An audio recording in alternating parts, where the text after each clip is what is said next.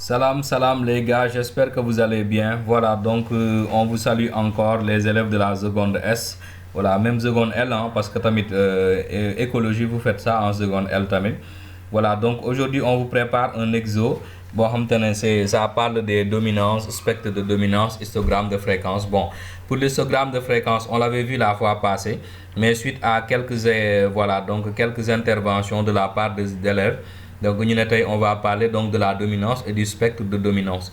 Voilà, donc on donne ce tableau, c'est un relevé floristique. On nous demande de construire l'histogramme de fréquence, de calculer la dominance de toutes les espèces et de tracer le spectre de dominance donc du relevé numéro 3.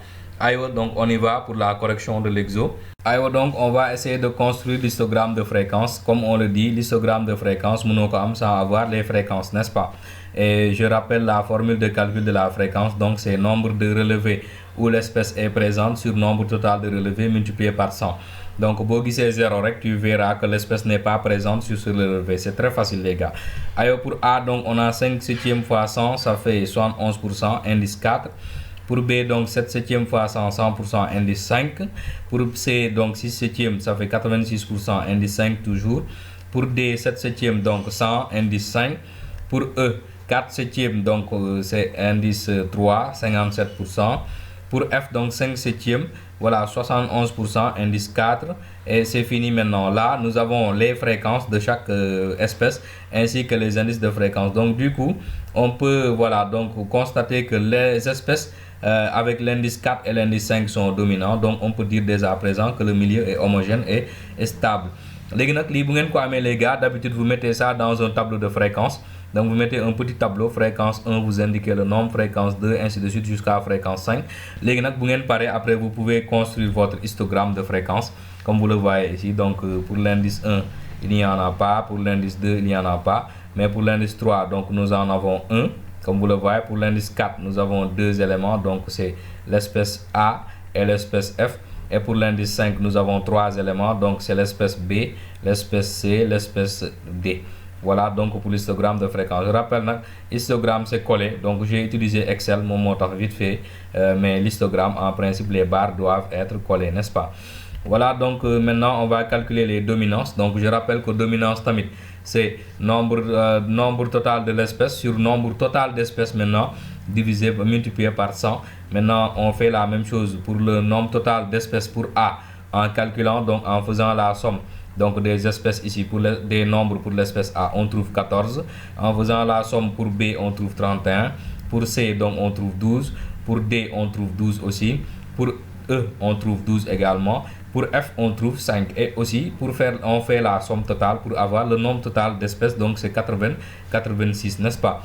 Maintenant, pour chaque espèce, il faut calculer donc sa dominance. Dominance de A, donc c'est 14,86 fois 100, ça fait 16%.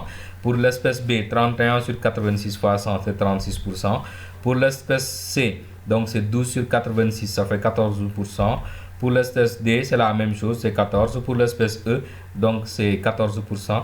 Maintenant, pour l'espèce F, en principe, on devait faire 5 sur 86 fois 100. Mais il est plus facile donc de prendre 100 moins les pourcentages là pour éviter d'avoir un pourcentage soit qui déborde, qui est supérieur à 100, soit qui est inférieur à 100. Donc comme c'est la dernière espèce, on fait 100 moins donc la dominance des autres en somme et ça nous fait donc 6%.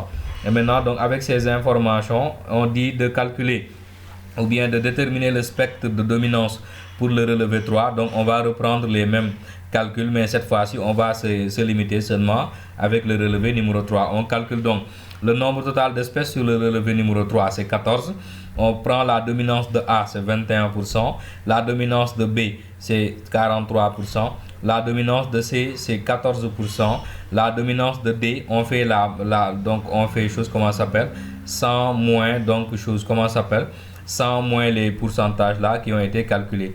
Vous voyez, donc on fait directement 100 parce que l'espèce E n'est pas présente dans le relevé 3, ni l'espèce F, donc raison pour laquelle on a fait 100 directement moins donc la somme pour avoir donc quelque chose qui qui dépasse. Donc raison pour laquelle donc dominance de E égale 0, dominance de F donc égale 0. Maintenant pour avoir le calcul des angles c'est très facile. Voilà, donc vous prenez le pourcentage et vous le multipliez par 3,6. Donc c'est angle égal pourcentage fois 3,6. Et là vous tracez votre cercle donc avec votre rapporteur. Pour chaque dominance, donc vous mettez l'angle correspondant.